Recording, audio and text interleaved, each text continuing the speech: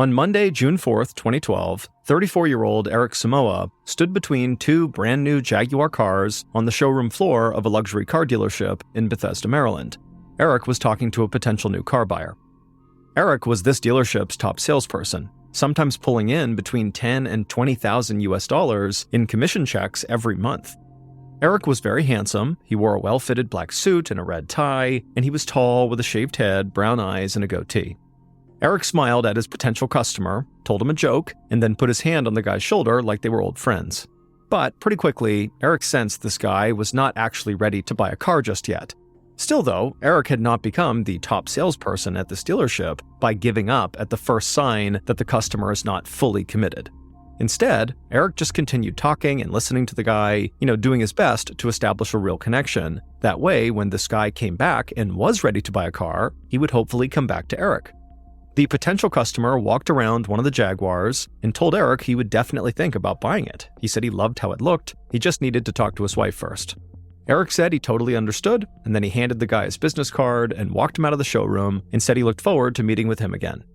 Then Eric turned and walked back across the showroom floor, past all the polished, perfectly lit cars, into a bright carpeted hallway that led to the break room and a few offices. Eric walked into his manager's office and said he was taking off for the day. His manager told him to have a good night, and Eric just grinned, because he definitely had a good night planned, and he couldn't wait to get it started. About 15 minutes later, Eric pulled into the parking lot of his high-rise luxury apartment building in Silver City, Maryland, a suburb of Washington, D.C. The apartment building was the type of place that catered to young professionals, with a rooftop pool and plenty of bars and restaurants within walking distance. Eric walked into the lobby and took the elevator up to the 6th floor, where his place was. Once inside his apartment, he went right to the kitchen and poured himself a drink. Then he headed to his bedroom and changed into black jeans and a black t-shirt, and then he walked out onto a small balcony. He left the door open behind him. Out on his balcony, Eric sipped his drink as he watched the local restaurants and bars down below come to life. Eric loved this part of town, and he loved his apartment, especially because he'd had to work so hard to be able to afford it. Eric was the youngest of 4 children born to immigrant parents from Ghana. And when Eric and his siblings were kids, their parents had told them that the United States was filled with opportunity, and that in the United States, they could be anything they wanted as long as they worked really hard. So Eric had grown up basically believing the American dream was true, that if he put in the work, he would be successful. And looking out from his balcony inside of his upscale neighborhood, Eric felt like he was definitely on the right path. Selling luxury cars had really paid off. He made great money, and he had no intention of slowing down. Just then, Eric heard a knock at his door. He turned around and walked through his apartment and put his glass down on the coffee table, then opened up the front door and saw a 34-year-old Katrina Benz standing there. Katrina smiled, got up on her toes, and threw her arms around Eric's neck and gave Eric a big kiss. Then they both went inside, and Katrina curled up on the brown leather couch in front of the TV, and Eric went to the kitchen to pour Katrina a glass of wine, and then he joined her on the couch. Eric and Katrina had been seeing each other for a few months, but they were still keeping things really casual. They had met outside of the apartment building and discovered right away they had a lot in common. Katrina shared Eric's really strong work ethic, and it's what allowed her to become a nurse. They also both loved basketball, and so their relationship consisted of basically hanging out a couple of times a week, watching a basketball game together, and then spending the night together. And that night in particular, they were both really excited because there was this big NBA playoff game on. And so, sitting on the couch, Eric and Katrina talked about who they thought was going to win the game, and then they also talked about how their jobs were going. But Eric looked a bit distracted. He kept picking up his phone and checking the time. Finally, he just turned and asked Katrina if she was up for going on a quick ride before the game started. Katrina figured he just wanted to go out and maybe pick up some food or something, but no, Eric told her he actually wanted to go meet a guy who he could buy marijuana from. He said the guy lived close and it wouldn't take very long. Katrina was surprised. She knew Eric occasionally smoked weed, but he'd never asked her to go buy weed with him. Still, she figured it wasn't that big of a deal. They were in a really nice suburb, so how dangerous could this weed dealer really be? So Katrina told him that was fine, as long as they got back in time for the start of the game. Eric promised they wouldn't miss a thing. Then he and Katrina left the apartment, went down the elevator, and out to Eric's car. After driving for a few minutes, Eric turned onto a side street in front of a small apartment complex, and he pulled over to the curb and put his car in park. To Katrina, the street seemed totally empty, but suddenly the back driver's side door opened, and this tall, skinny-looking drug dealer with a scraggly beard slid into the back seat. The dealer quickly handed a paper bag over the seat to Eric, and Eric took the bag, he looked inside, and he saw a Ziploc baggie of marijuana, and after he was satisfied, he handed the cash back to the dealer. The dealer then hopped out of the car without a word, closed the door, and disappeared back into the apartment complex. The entire exchange took less than a minute. Eric turned and smiled at Katrina, and then he turned the car back on, and he drove them back to his place just in time to watch the opening tip-off of the playoff game. And then later that night, after the game was over, Eric and Katrina went to bed together. Then, right before Katrina actually went to sleep, she reminded Eric that she had to work early the next day, so pretty likely when he woke up in the morning, she'd be gone. Eric said he totally remembered, then he kissed Katrina goodnight, and the couple rolled over and they both drifted off to sleep. And hours later, in the early morning of June 5th, 2012, Eric was still asleep in his bed when somebody walked into his bedroom, walked across the floor, and stood right beside him, staring down at him as he slept.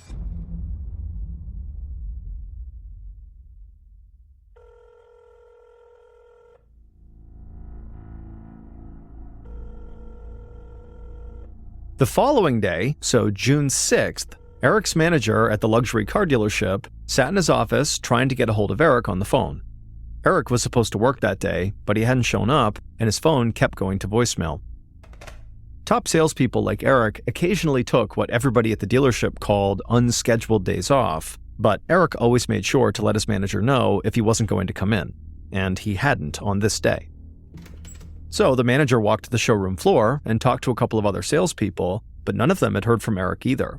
The manager started to get worried, so he went back to his office and he called Eric's emergency contact, who was one of his older sisters.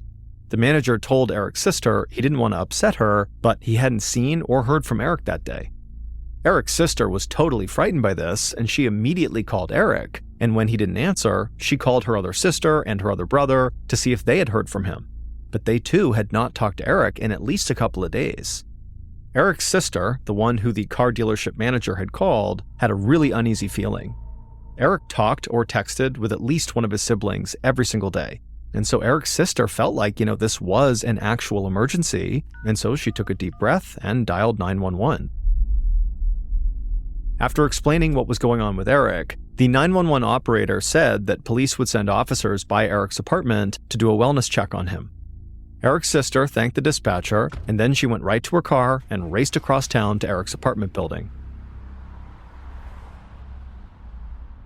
A little before 5 p.m., Eric's sister waited downstairs in the apartment complex lobby while a building manager led 2 police officers up to Eric's apartment on the 6th floor. One of the officers knocked on Eric's door but got no response, so the building manager unlocked the door and stepped back.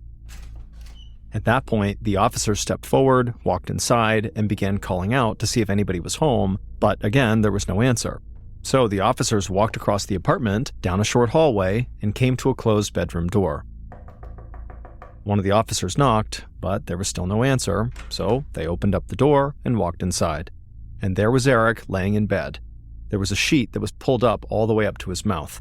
The officers walked over, and they saw there was a single gunshot wound to Eric's head.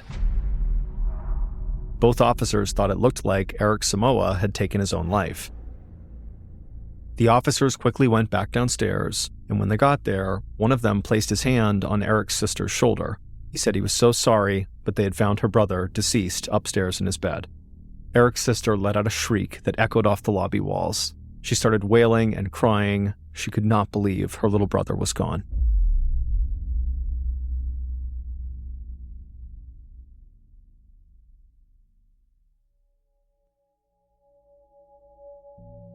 About 45 minutes after Eric's body was discovered, Detective Dmitry Ruvin of the Montgomery County Police Department walked into the lobby of Eric's apartment building.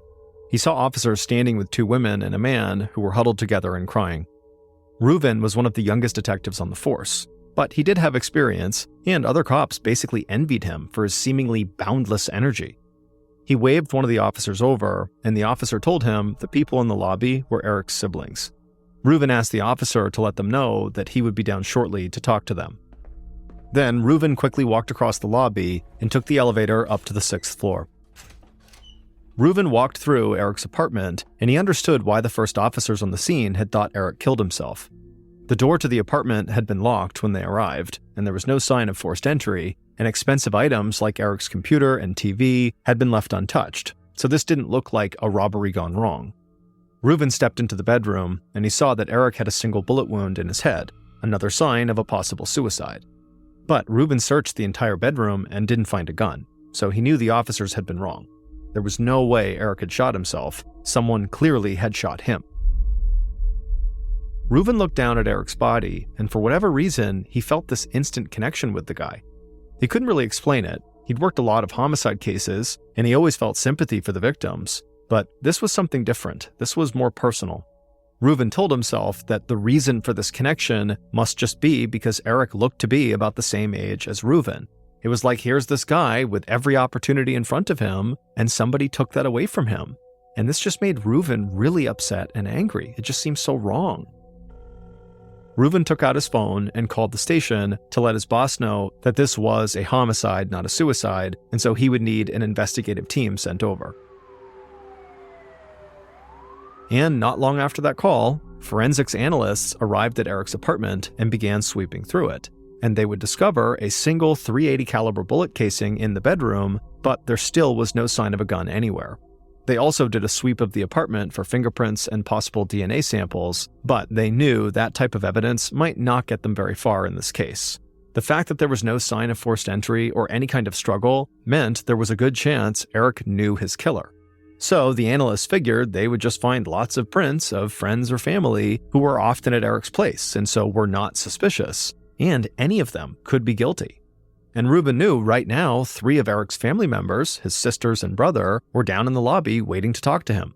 So Reuven let the forensics team continue their work, and then he headed back downstairs. The elevator doors opened, and Reuven could hear Eric's siblings still crying in the lobby. Reuven walked slowly now, and he heard the sound of his shoes clicking on the concrete floor. He hated this part of the job. Eric's siblings only knew that their brother had been found dead in his apartment. They didn't know what happened. So Reuven lowered his head and approached them, and he told them he was so sorry, but their brother had actually been murdered. That sent Eric's brother and sisters into another fit of screaming. Detective Reuven stood with them and let them get as loud and as angry as they wanted. Then eventually, one of Eric's sisters caught her breath and wiped the tears from her eyes, and she looked right at Reuven, and she told him he needed to speak with a woman named Denise Harrington. Reuven asked who Denise was. Eric's sister said Denise was Eric's girlfriend, and she was no good. She was 20 years older than Eric, and his entire family knew Denise was just using Eric for his money. Reuven thanked Eric's siblings for their time, and he said police would follow up with them soon. Then he offered his condolences again and headed back upstairs. When he got there, he could tell, after hours and hours of searching this apartment, really the only thing investigators had found so far was just that bullet casing. But Reuven felt like this Denise person was a really strong lead, and so it didn't really matter right now that they didn't have much evidence. So Reuven found the phone number for Eric's girlfriend, Denise, gave her a call, and when she picked up, he told her he needed to meet with her to ask some questions about her boyfriend. The day after Eric's body was discovered, members of Reuven's team re-interviewed Eric's brother and sisters and looked into other family members who might have spent time at Eric's apartment. But Reuven himself remained focused on Eric's girlfriend, Denise. At the station, he led Denise into an interview room, sat across from her at a small wooden table, and handed her a bottle of water. He thanked Denise for coming in, and then asked her if she understood why she was there. And she just said, I understand there's some questions about Eric. Reuven nodded, and then asked her very gently if she knew that Eric had been killed. A look of total shock came across Denise's face, and she just began shaking her head, no, and then just said she couldn't believe it. People loved Eric. Reuven watched Denise very closely. She looked genuinely surprised and upset about this news, but he knew some people were naturally just very good actors. Looking at Denise now, it also struck Reuven how big the age gap was between her and Eric. Eric's family clearly had not approved of a woman 20 years older dating their little brother, but Reuven did not think being older than Eric somehow made Denise more suspicious.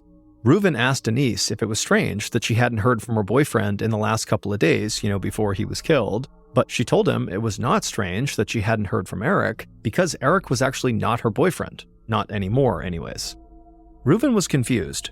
Eric's siblings seemed very certain that Denise was seeing Eric and using Eric as far as they were concerned, but Denise explained that she and Eric had hit a rough patch about a month earlier. She found out he was obviously cheating on her when she noticed text messages coming into his phone from 2 other women. And so Denise just did not want to be treated that way, and so she had ended it with Eric, like their relationship was done and she had not talked to him in a while. And Denise said, if somebody close to Eric thought that she, Denise, and Eric were still together, it was probably only because Eric had not told anybody about the breakup. Denise felt like, Eric likely wanted his family to think he was settling down and not still going out and seeing a bunch of different women at the same time. Finally, Reuven asked Denise where she was on the night of the murder, and she said she'd been at home and said police could check her phone records that would prove she was telling the truth. Reuven thanked her for her cooperation and said he would be taking her phone now so they could download the information to help corroborate her alibi. And a little later that day, after police had finished downloading the information from her phone, Reuven gave the phone back and let Denise go. And while Reuven did think Denise was genuinely shocked when she heard the news about Eric, he couldn't help but think, Denise had a clear motive to want to harm Eric. Eric was cheating on her, and a jilted lover almost always had to be considered a viable suspect. But for now, Reuven would just have to wait until his team went through all of that information downloaded off Denise's phone to figure out if she really was a viable suspect. So in the meantime, Reuven headed back up to the 6th floor of Eric's apartment building to talk to some of Eric's neighbors. Reuven knocked on a door that was nearby Eric's apartment, and a guy in his 20s answered. The young man did not look surprised to see a detective standing there. He said he knew Eric pretty well, and he knew Eric had been killed. Then, without being prompted, he told Reuven the police should really question Eric's girlfriend. Reuven said he'd already met with Denise, but the young man just kind of stared at him, and then he said no, Eric's girlfriend's name was not Denise, it was Katrina. If you recall, Katrina was the woman who watched basketball with him on the night he was killed. The neighbor told Reuven that Katrina lived in the apartment building, and he had seen Eric with Katrina a bunch of times. Reuven thanked the young man for his help, and then the door shut, and then Reuven just stood there in the hall thinking. Denise had mentioned during her interview that 2 women had been texting Eric, which is how she had figured out he was cheating on her, but neither of those 2 women were named Katrina. And Eric's family had never mentioned anybody named Katrina at all. And so now, Reuven thought he might have a jilted lover in Denise and a secret lover in Katrina to consider as suspects. Reuven really wanted to make sure he was fully prepared before he brought in Katrina for an interview, so he and his team did some digging. They found out Katrina was from Mississippi, and she had come to Maryland a few months earlier to work as a nurse for the National Institutes of Health, a government organization focused on public health research. But much more important than that, at least to Detective Reuven, was that several people in the apartment building saw Eric and Katrina together on the night before Eric was killed.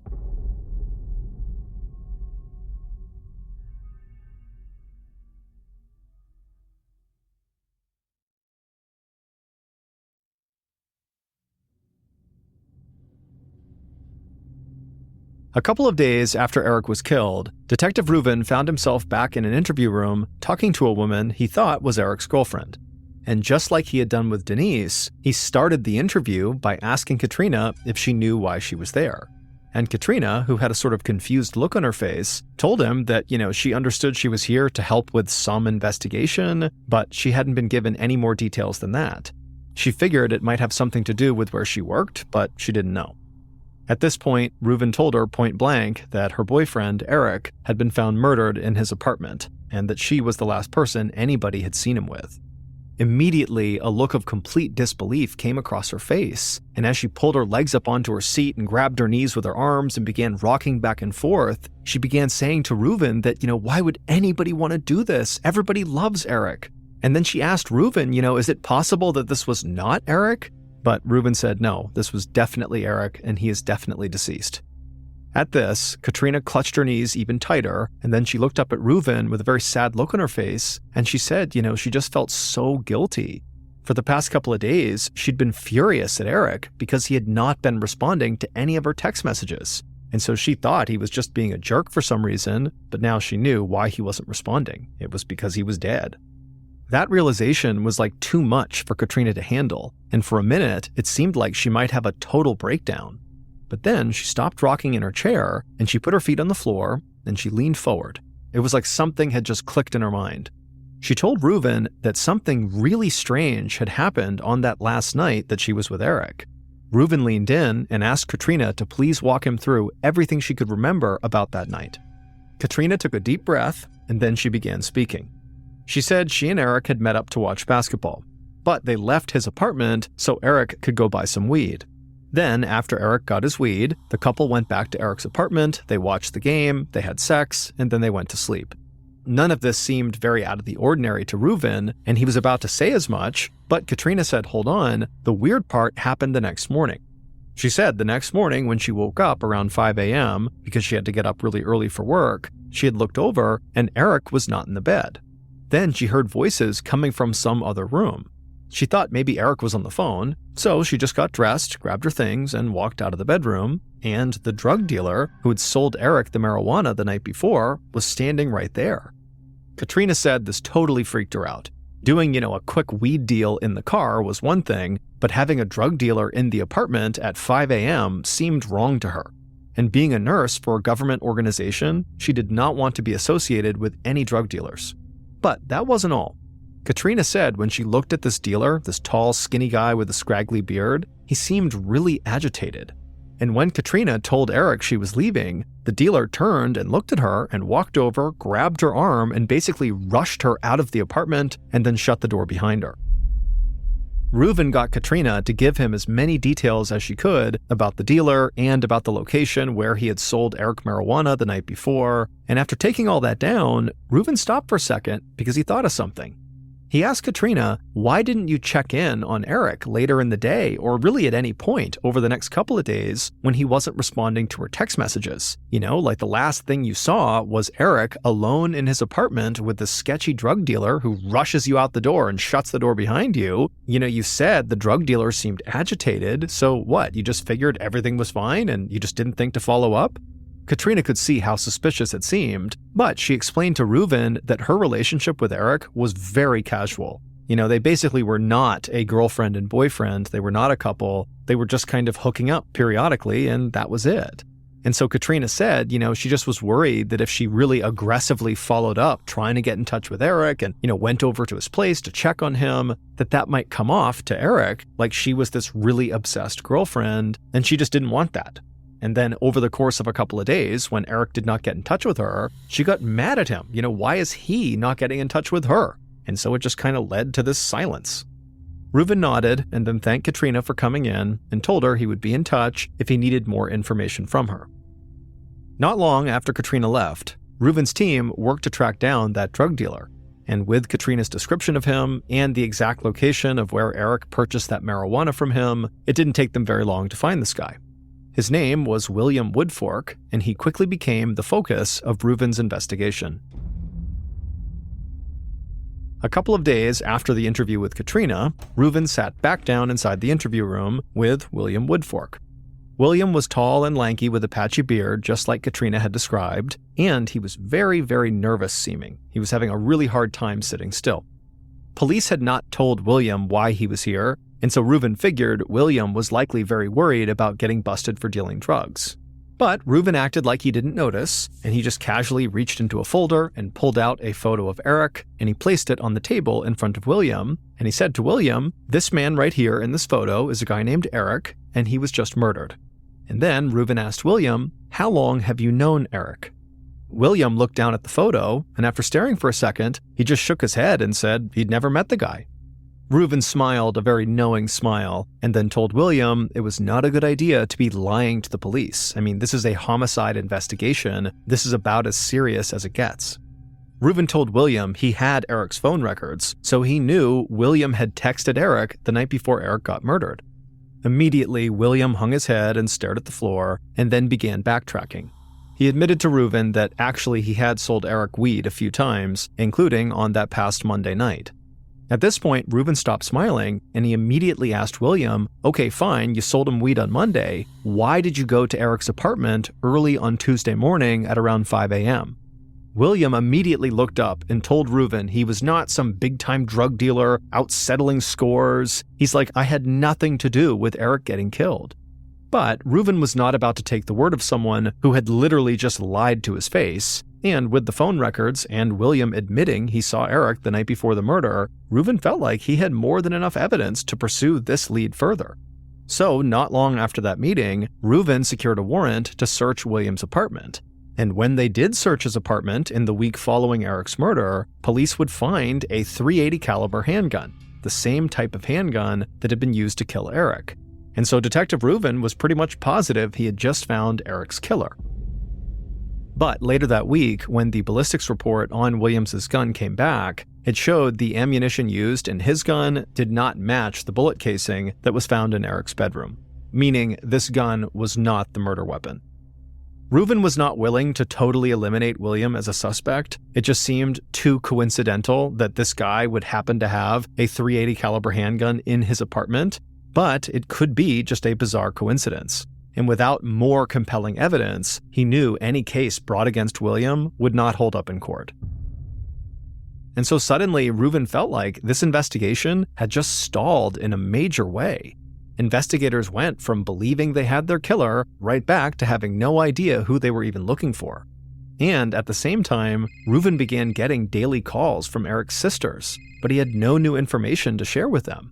And Reuben told other investigators that he felt like he was letting Eric's family down.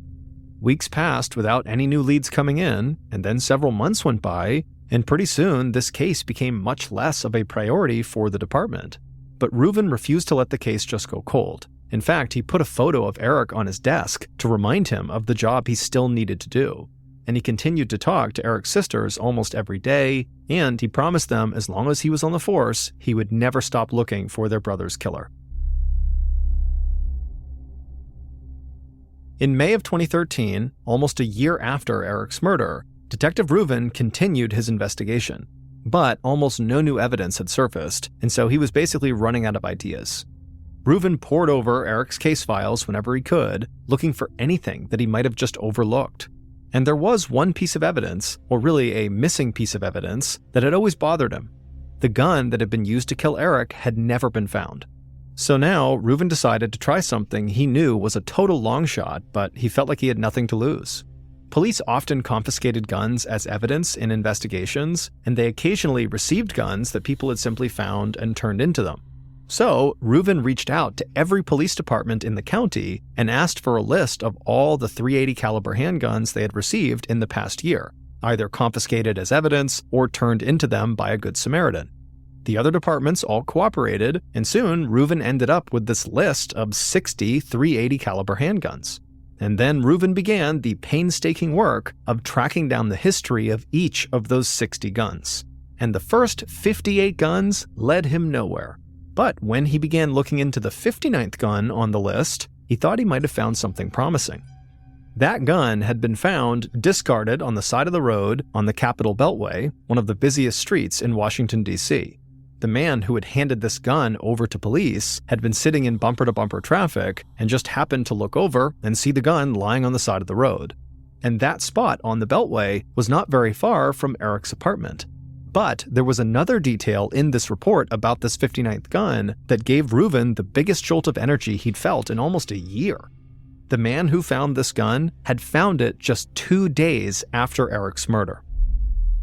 Using the 59th gun's serial number, Detective Reuben tracked down the weapon's original owner, but that man told Reuben he'd actually sold the gun at a pawn shop years earlier, and so Reuben found that pawn shop and got their sales records for the gun, and from there, Reuben started tracking down every one of the gun's previous owners, and there were quite a few of them. And this process dragged on for weeks and weeks, but finally, right around the actual 1-year anniversary of Eric's death, Reuben talked to a man who had sold this 59th gun to a pawn shop just a few months before Eric was killed. And so Reuben felt like there was a legitimate chance that whoever had bought the gun from this latest pawn shop was the killer. Now, the pawn shop was nowhere near Reuben's police station, but he decided he would take a trip there, hoping all of his work would pay off. So, on a hot and humid June day, Detective Reuben, along with several other officers, walked into the pawn shop on the outskirts of a small rural town. Reuben thought it was the kind of place someone would never find unless they already knew it existed. The pawn shop owner greeted Reuben from behind the counter in a very thick southern drawl, and he asked how he could help. Reuben told the owner he was looking for sales records on a particular gun, and then he gave the owner the serial number of the gun. But the owner right away just sighed and said he was really sorry, but he couldn't do that. He'd stored those sales records in diaper boxes out in a shed behind the shop, and earlier that year, rats had gotten into the shed and started gnawing away at all the diaper boxes. The owner was worried he would lose the records to the rats, and he knew losing gun sale records could get him in big trouble with the federal government, so he handed over all those records inside of the chewed-up diaper boxes to the Bureau of Alcohol, Tobacco, Firearms, and Explosives, or the ATF. The ATF is a United States government agency that primarily monitors firearms trafficking. Reuben just stood there and stared at the pawn shop owner. He felt like laughing at how absurd this was. He never imagined diaper boxes and rats would play a role in his homicide investigation, but here he was. And so ultimately, Reuben thanked the owner and then left the pawn shop and headed back to Montgomery County, Maryland, to the police station. And once he got there, he called an ATF agent that he knew and told him what had happened. Reuben offered to go to ATF storage and personally dig through all the chewed-up diaper boxes himself, but the agent assured him the ATF would find whatever he needed. And on June 12, 2013, so over a year after Eric's murder, Reuben got a call at his desk from that ATF agent. And the agent told Reuben that they had just tracked down all those diaper boxes, and they had found the specific report Reuben was looking for, and so he was faxing the report over right now. Reuben thanked the agent and hung up the phone, but as soon as he did, he felt so nervous. It was like every muscle in his body was getting tense. He knew if this report that he was about to read didn't give him any new information, he would have no idea what to do next. And so as he was thinking about this, he looked over at the photo of Eric on his desk and just held his breath. The fax machine near his desk started printing out the report. Reuben got up, walked over to the machine, grabbed the report, and began to read through it. And as he did, Reuben felt like a huge weight had been lifted off his shoulders. After more than a year of investigating this case and weeks of tracking down gun owners all over the place, Reuben knew, based on this report, that he could call Eric's siblings right now and tell them he had found their brother's killer.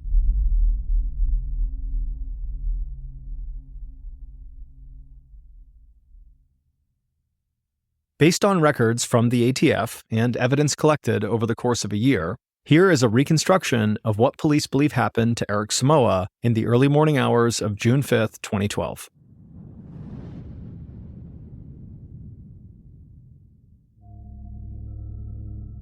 The killer was standing at the foot of Eric's bed, watching him sleep. They'd been standing there for a few minutes, just staring, but they knew now it was time to act. So they reached into their bag that was slung over their shoulder and pulled out a .380 caliber handgun. The killer then walked forward until they were right next to Eric, trying to be as quiet as possible. They didn't know what Eric would do if he suddenly woke up. And so at this point, the killer kind of leaned over Eric until they were so close to him they could actually feel Eric's breath on their cheek. Then they slowly pulled up their gun and aimed it basically point blank at Eric's forehead, and then they fired. The bullet lodged inside of Eric's brain, and he died without ever waking up. The killer quickly tossed the gun into their bag and then pulled the bedsheet up to Eric's mouth to try to cover up some of the blood. Then the killer ran out of the bedroom, slamming the door shut behind them. They opened up the front door, they locked the doorknob, and then closed it, and then they ran down the hallway to the elevator. As the elevator was making its way down, the killer took several steadying breaths, doing their best to look as calm as possible. When the elevator doors opened, the killer walked across the lobby, went out to the parking lot, got in their car, and began driving towards Washington, D.C. Now, it was still dark out, and the killer saw headlights up ahead from a line of cars driving towards the city, and so since they didn't want to get caught in traffic, the killer just hit the gas and whipped down the road.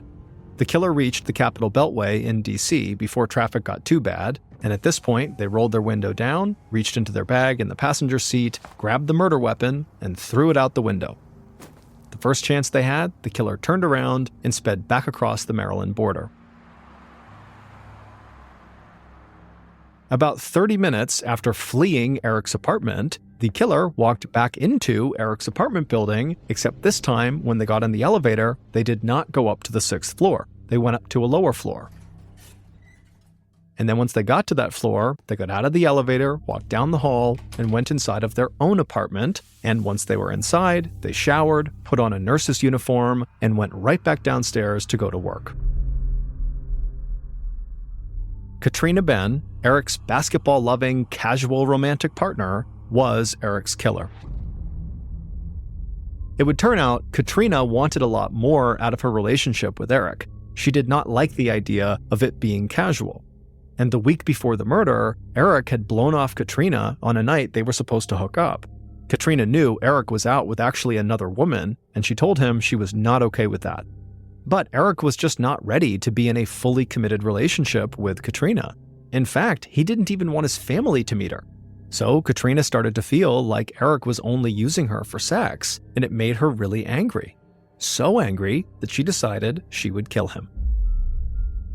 When Katrina first arrived at Eric's apartment to watch the basketball game, she had the gun with her, but she just wasn't sure if this night was going to be the night that she actually followed through. But Eric's impromptu drug deal gave Katrina potential cover. She could make up a story and say the dealer had shown up at Eric's apartment and seemed really suspicious, and basically make it seem like the drug dealer had killed Eric. However, the dealer, William Woodfork, had nothing to do with the murder. He had never even been to Eric's apartment. It took Detective Reuven tracking down the gun that was used to kill Eric and delving into the gun's history to finally discover Katrina was the killer, because he had traced the gun back to a pawn shop in a small rural town in Mississippi that just happened to be Katrina's hometown. Now, at this point, Reuven was very sure Katrina was the killer. However, he needed a receipt that showed she was the one who bought this gun last. But when he went to the pawn shop in Mississippi, those sales records were in that shed getting destroyed by rats, and so they had been shipped to the ATF. But Reuven was able to get those records from the ATF, and as soon as he looked through them, he saw right there Katrina's name was on the record. She had bought the murder weapon. She definitely was the killer. And so Katrina would be arrested at her parents' house in Mississippi, and she would be found guilty of first-degree murder and sentenced to life in prison, plus an additional 20 years with no chance for parole. To this day, Eric's family say it was Reuven's patience and determination that ultimately got justice for their little brother and gave the family some sense of closure.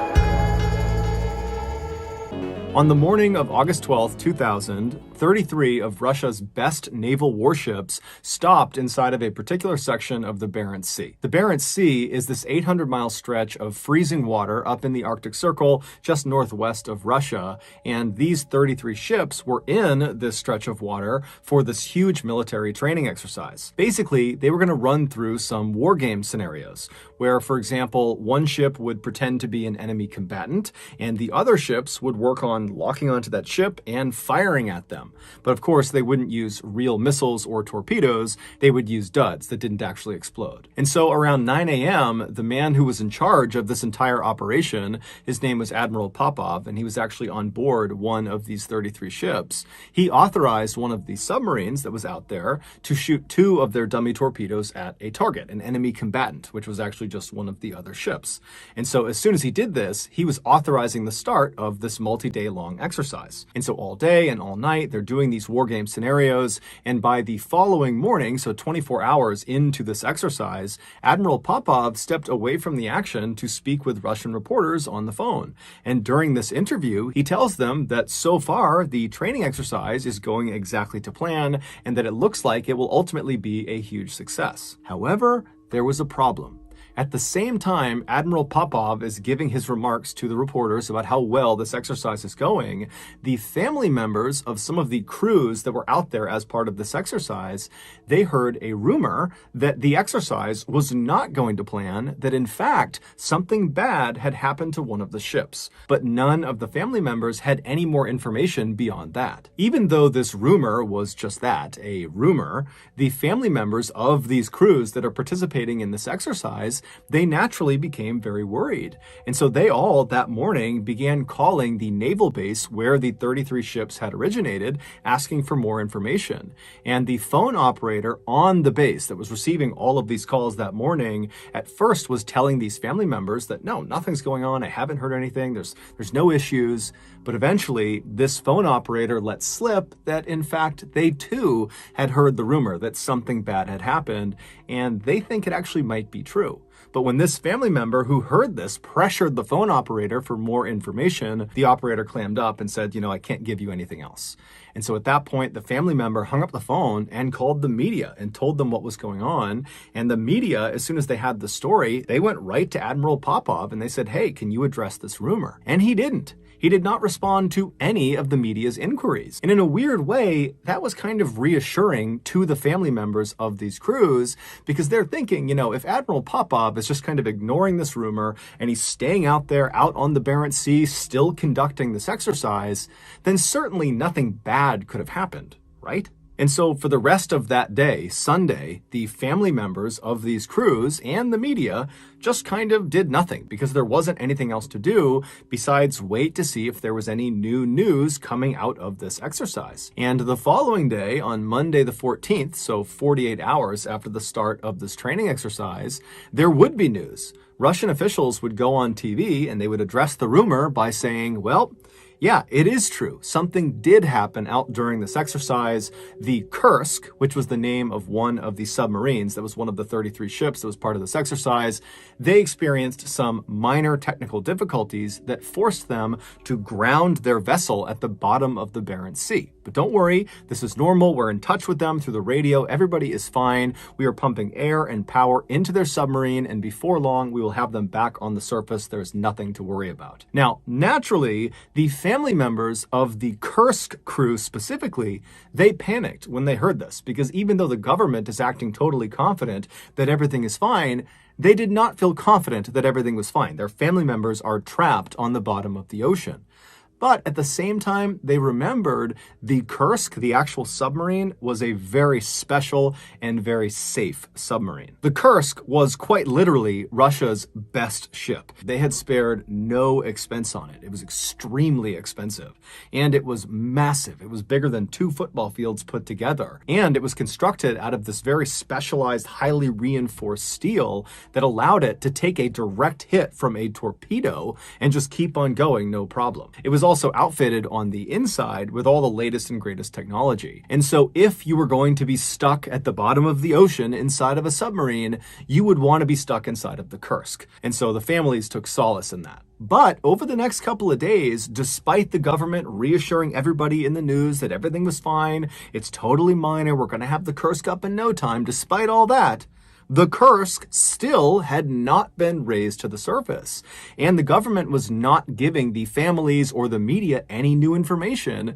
And so in this kind of void of no real information, the families began to panic and the media began to speculate. Did the Kursk really suffer from minor technical difficulties like the government was saying, or was this something more serious? This question would be answered on August 21st, so 9 days after this training exercise had begun, when a Norwegian dive team, they were out there to assist in the recovery effort, they were able to dive down to the Kursk, and they actually got inside of the submarine through an escape hatch. An escape hatch is like this watertight closet that kind of sits on the outside of the submarine, and it allows people to go in and out of the submarine without flooding it. And once these Norwegian divers got inside of the Kursk and had a look around, they were totally shocked at what they saw. While the exact details of what happened inside the Kursk are still debated today, and probably will be for some time, there is one aspect of the story that is more or less universally accepted, and that is what happened inside of compartment number 9.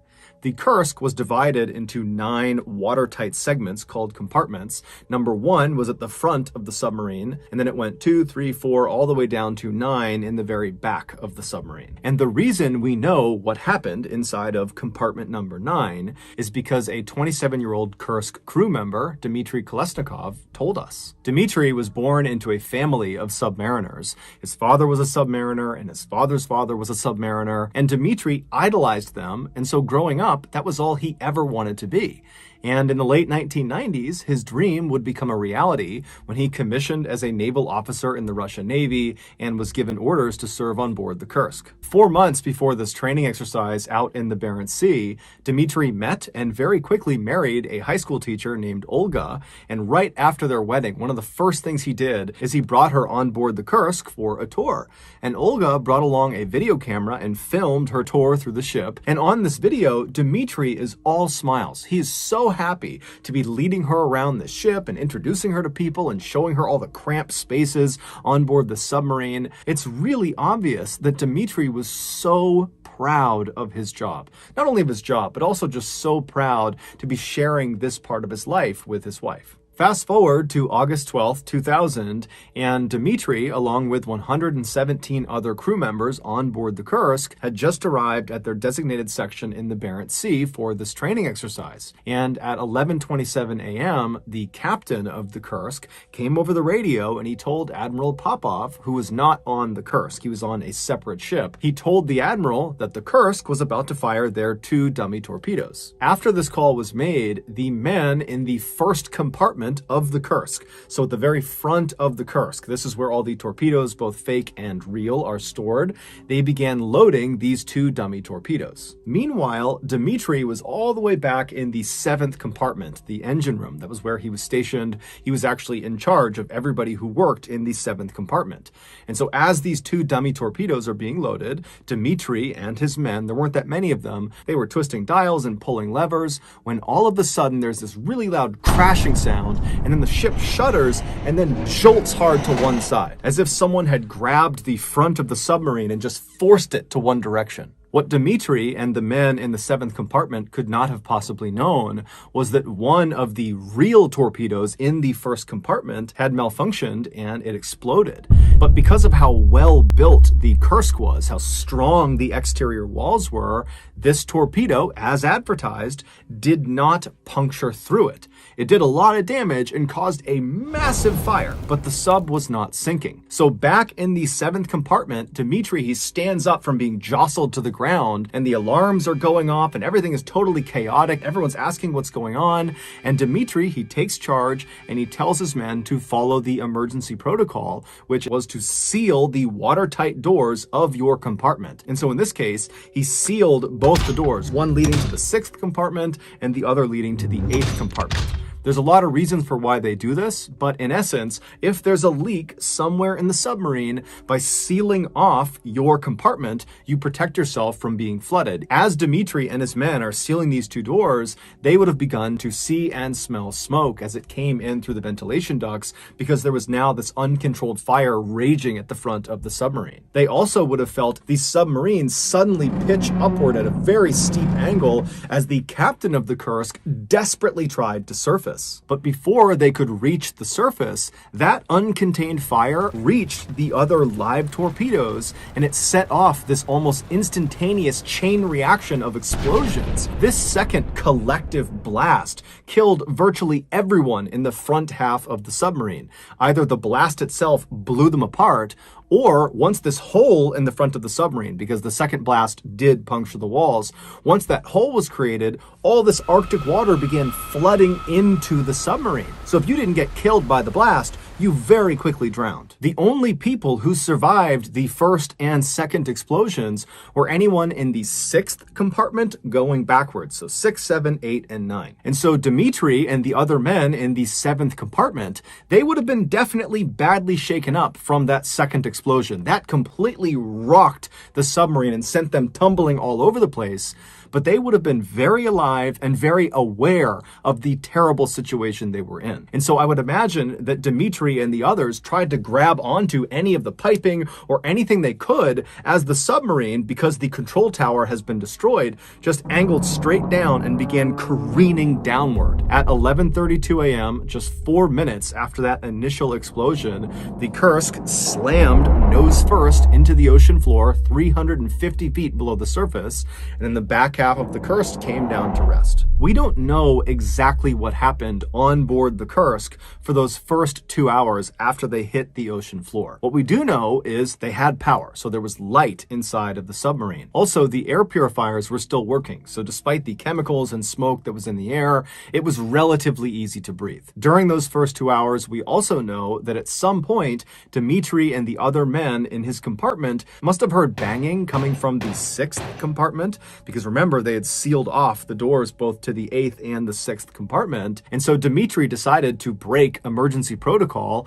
and he opened the door to the 6th compartment to allow any of the survivors that were banging on the door to come into their compartment. And when Dmitri and his men opened that door and looked into the 6th compartment, they would have seen that it was rapidly flooding, and most likely anybody forward of that compartment, so 5, 4, 3, 2, 1, they were already dead. By 1:30 p.m., Dmitri and his men in the 7th compartment and the other survivors from the 6th compartment, they were forced to retreat from the 7th over to the 8th compartment and then finally into the 9th compartment because of flooding. Even though they had sealed off their watertight doors, the walls were no longer watertight because this huge explosion had sent shrapnel flying down the body of the submarine, puncturing holes in all of the walls. And so it didn't matter if you shut your watertight door. Eventually, as one compartment would fill up, it would begin leaking through all the cracks in the walls. And so Dmitri and all of the people he was with, they would have been very aware of that.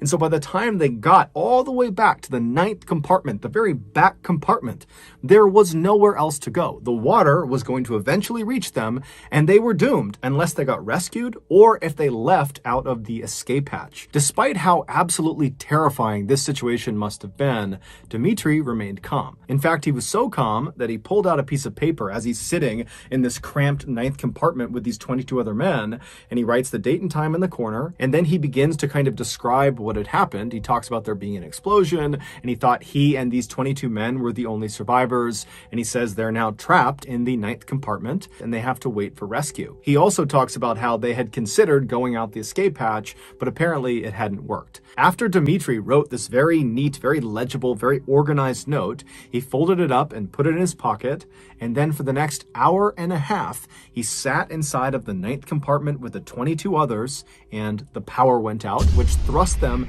into absolute pitch darkness. I mean, completely black inside of there. And the temperatures, because the power was out, suddenly began to plummet. And then the worst part was the water began seeping through the walls. And so Dmitri and the other men, they would have known that it's just a matter of time before this room fills completely with water. And there is nowhere to go. And so with the water rising all around them, Dmitri pulls that paper back out of his pocket and he adds to the note. And this time, his handwriting is barely legible. And it's because he's probably suffering from hypothermia, so he's shaking. He can't see what he's writing. In fact, he writes the words, "I'm writing blind," to indicate it's totally dark in the room. And in this second note he leaves on this piece of paper, which was dated and time-stamped an hour and a half after the first one, Dmitri indicates that he does not think he's going to survive. It's very clear none of them think they're going to survive. Then, with the remaining space on this piece of paper, Dmitri writes this very loving and very thoughtful message to his wife and his family saying goodbye. And then his final words on this note are, "Regards to everybody, no need to despair, Kolesnikov." After he wrote this second message on this note, he folded the paper up, put it in his breast pocket, and then in total darkness, listening to the sound of water rushing into the room, he and the other 22 damned souls prepared to die. We don't know how long Dmitri and the other 22 men survived in Compartment 9, but experts say the entire Kursk submarine was completely flooded 8 hours after the initial explosion. One of the most heartbreaking aspects of this case is that Dmitri and these 22 other men could have potentially been saved if the Russian response was a little bit more urgent and coordinated. Despite despite 2 of the ships, including the ship that Admiral Popov was on, hearing and feeling the second explosion that the Kursk experienced, nothing was done about it. It was reported, but no one really did anything. And then when no one could get in touch with the Kursk after they had said they were going to fire those 2 dummy torpedoes, everybody else, all the other ships, Admiral Popov, they all just said, you know what, I'm sure it's just their radios and they're fine and they'll be in touch soon. And so it wasn't until later that evening when the Russian Navy even figured out there was a major problem with the Kursk, that the Kursk has vanished. And then it would be several hours before they even got a rescue submersible in the water down to the Kursk. And then once it was down there, they could not latch onto the escape hatch on the submarine. And so even if there were survivors inside of the submarine, they would not have been able to exit into this rescue submersible. And so for days and days, the Russians struggled to try to get inside of the submarine and kept turning down foreign aid from Norway, from America, from Great Britain. And then finally, 9 days after the Kursk had sank, the Russians did accept foreign aid, and that's when the Norwegian dive team, they went down and they were able to open up the escape hatch. And when they went inside the submarine, they saw it was completely flooded. There were bodies floating everywhere. And that's when ultimately Dmitri's body was found, and they found that note tucked in his breast pocket. Russia would go on to award the entire crew of the Kursk with the Order of Courage, which is a very significant military award. And the families of the crew of the Kursk were given 10 years salary each. They were also given free housing in any Russian city, and their children would all have their college education paid for.